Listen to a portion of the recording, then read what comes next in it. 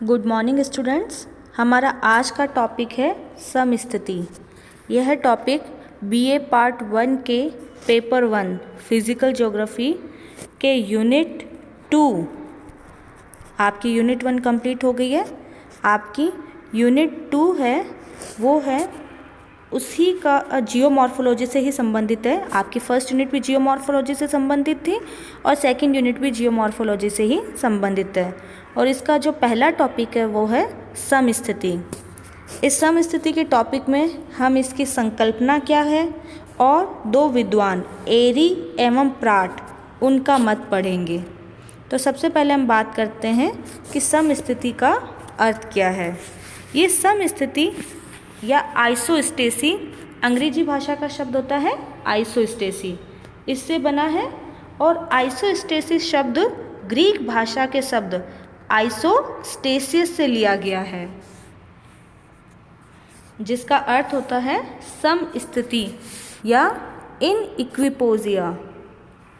वास्तव में ये समस्थिति क्या है, तो हम देखते हैं कि हमारे भूतल पर, ये हमारी पृथ्वी है, पृथ्वी की सतह पर कहीं पर हम पर्वत देखते हैं, कहीं पठार, कहीं मैदान, कहीं झीलें, नदियाँ, महासागर सब पाए जाते हैं। और इन सब के आकार में भी पर्याप्त अंतर होता है, लेकिन फिर भी हम देखते हैं कि ये सभी आकृतियाँ भूतल पर स्थित है। तो इससे ये तो स्पष्ट हो जाता है कि ये आकृतियाँ एक निश्चित नियम के अनुसार ही संतुलित है, वरना इनका वर्तमान रूप में स्थित रहना कठिन होगा। जब कभी भी हम इस संतुलन में परिवर्तन हो जाता है ना, तो भयंकर भू हलचल या भू परिवर्तन होते रहते हैं।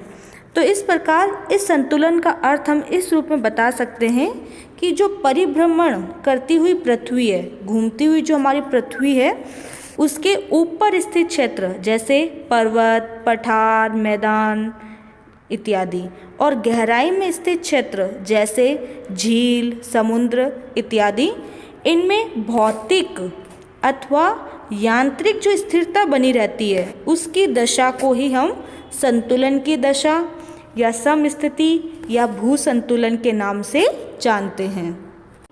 इस संतुलन शब्द का सबसे पहले प्रयोग अमेरिका के एक प्रसिद्ध भूगोलवेता थे या भूगर्भवेता थे, जिनका नाम था डटन। उन्होंने 1889 के अंदर सबसे पहले इस शब्द का प्रयोग किया था। ये जो संतुलन या समस्थिति के सिद्धांत का जो विचार है, वो अचानक ही भूगर्भवेताओं के मस्तिष्क में आया था। हुआ क्या था कि 1859 में जो भारत में सिंध गंगा का मैदान है, वहाँ अक्षांशों के निर्धारण हेतु भू सर्वेक्षण का काम चल रहा था। और ये भू सर्वेक्षण का काम सर जॉर्ज एवरेस्ट के नेतृत्व में चल रहा था। उस समय दो स्थान थे, कल्याण एवं कल्याणपुर।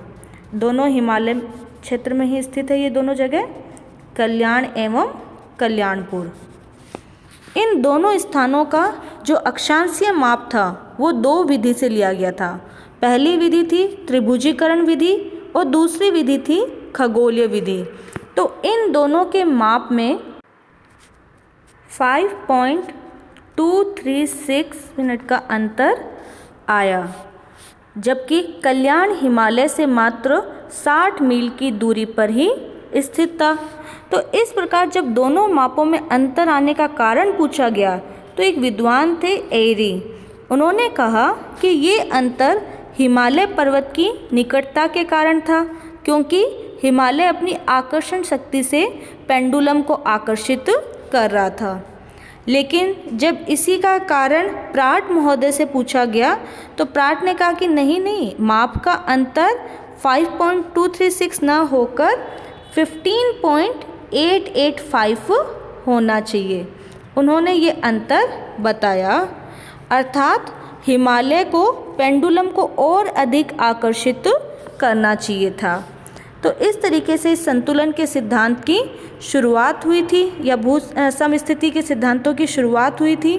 धीरे धीरे इसके विषय में अनेक विद्वानों ने अपने मत प्रकट किए। हालांकि सभी के मतों में काफ़ी अंतर देखने को मिलता है, लेकिन आपके कोर्स में दो ही सिद्धांत एरी एवं प्राट, तो हम सिर्फ इन्हीं दो के मतों का ही अध्ययन करेंगे। हमारा सबसे पहला जो मत है वो है सर जॉर्ज एरी की संकल्पना।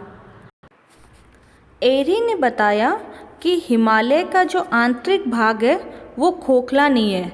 वास्तव में जो अधिक पदार्थ का भार है वो नीचे से कम पदार्थ के द्वारा संतुलित हो जाते हैं। एरी ने ही सबसे पहले इस मत का सुझाव दिया था कि जो पृथ्वी की ऊपरी क्रस्ट है, जिसे हम क्या कहते हैं, सियाल, वो अधिक घनत्व वाले अधः स्तर या सब स्ट्रेटम में तैर रही है। अर्थात सियाल रूपी नाव है, वो सीमा रूपी जल के ऊपर तैर रही है। ये एरी महोदय ने कहा था। और उन्होंने हिमालय वाली जो प्रॉब्लम है उसका भी उन्होंने यही सॉल्यूशन दिया था। उन्होंने कहा था कि हिमालय है वो भारी ग्लासी मैग्मा में तैर रहा है। और साथ में उन्होंने ये भी स्पष्ट किया कि हिमालय केवल धरातलीय आकृति ही नहीं है और केवल अधः स्तर के ऊपरी भाग तक ही नहीं तैर रहा है, वरन वह काफ़ी नीचे तक प्रविष्ट है। उन्होंने कहा कि जिस प्रकार एक नाव पानी में तैरती है और उसका अधिकांश भाग जल में डूबा हुआ रहता है, उसी प्रकार हिमालय भी अधिक घनत्व वाले मैग्मा में तैर रहा है और उसका अधिकांश भाग नीचे काफ़ी गहराई तक व्याप्त है। एरी महोदय के अनुसार विभिन्न स्तंभों का घनत्व तो बराबर होता है, लेकिन उनकी गहराई में परिवर्तन होता है। इधर आप इस चित्र में देख सकते हैं, उन्होंने समान घनत्व के, ये बात उन्होंने कही है कि विभिन्न स्तंभों का घनत्व क्या होता है, समान या बराबर होता है। तो उन्होंने समान घनत्व के काष्ठ के टुकड़े लिए और जिस भाग की ऊंचाई अधिक होती है उसकी आप गहराई भी देख सकते हैं, अधिक होती है, और जिस भाग की ऊंचाई कम उसकी गहराई भी कम होती है। अर्थात विभिन्न स्तंभों का घनत्व समान रहता है, लेकिन उनकी गहराई में परिवर्तन होता रहता है। यद्यपि वर्तमान समय में एरी के मत को बहुत अधिक समर्थन प्राप्त है, लेकिन जैसे हर सिद्धांत के कुछ दोष होते हैं, एरी के सिद्धांत के भी दोष है। यदि हम एरी के मत को यदि मान्यता प्रदान कर दें तो प्रत्येक जो ऊपर स्थित भाग है उसको अपनी ऊंचाई के अनुसार नीचे की तरफ जड़ रखना होगा। तो जैसे हिमालय की ऊंचाई हमें पता है, सबसे ऊंचा उसका पीक कौन सा है, माउंट एवरेस्ट, और 8,848 मीटर ऊंचा है। तो ये सतह से इतनी ऊंचाई है, तो इसका 9 गुना भाग क्या होना चाहिए, नीचे होना चाहिए ना। तो यदि हम इसको 9 से गुणा करेंगे तो लगभग 79,632 मीटर हिमालय की गहराई होगी। इतनी गहरी जड़ क्या पॉसिबल है क्या? नहीं, क्योंकि हम जानते हैं कि यदि हम पृथ्वी की सतह से नीचे जाएंगे तो 32 मीटर की गहराई पर 1 डिग्री सेल्सियस तापमान बढ़ जाता है। तो यदि हिमालय की इतनी लंबी जड़ है, इतनी लंबी गहराई तक हिमालय उपस्थित है, तो अत्यधिक ताप के कारण वो पिघल जाएगा। अतः ये मत सही, पूरी तरीके से हम इसे सही नहीं मान सकते हैं। हमारा अगला मत है प्राट की संकल्पना। प्राट महोदय ने कल्याण और कल्याणपुर के लिए किए गए जो अक्षांशीय माप का अंतर है, जो एरी ने कितना बताया था, 5.236, उसी को प्राट महोदय ने कहा कि हिमालय का जो औसत घनत्व है, क्योंकि पर्वतीय भाग है, तो उन्होंने कहा यदि हम इसको 2.75 मान लें और उसकी आकर्षण शक्ति की गणना करें, तो उस हिसाब से उन्होंने कहा कि अक्षांशीय माप का अंतर कितना आना चाहिए, 15.885 आना चाहिए।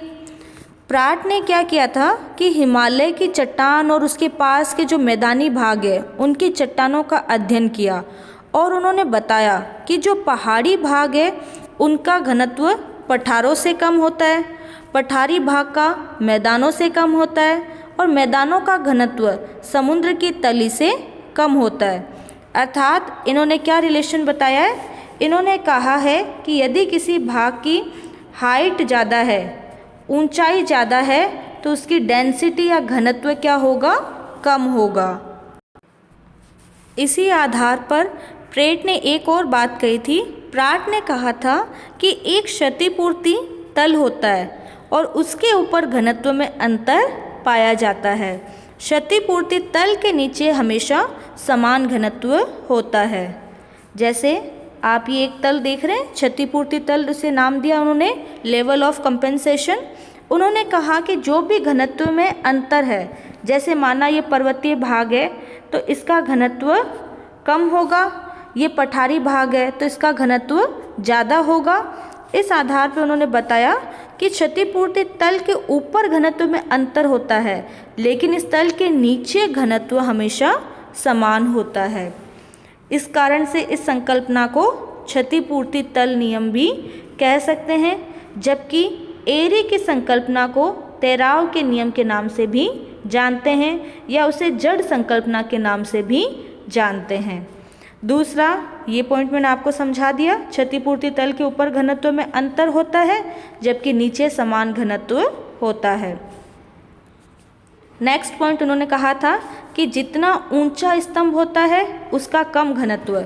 जैसे ज़मीन से यदि हम ऊंचाई की बात करें तो पर्वत सबसे अधिक ऊंचा है, तो पर्वत का ऊंचाई अधिक है तो उसका घनत्व कम होगा, जबकि मैदानी भाग उसकी ऊंचाई कम है, नीचा स्तंभ है तो उसका घनत्व अधिक देखने को मिलेगा।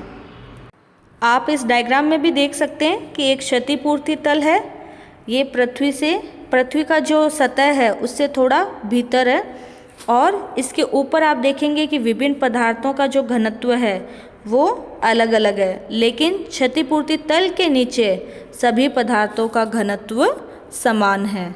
इस प्रकार हम देखते हैं कि प्राट का जो विश्वास है वो तेराव के नियम में न होकर क्षतिपूर्ति तल नियम में है।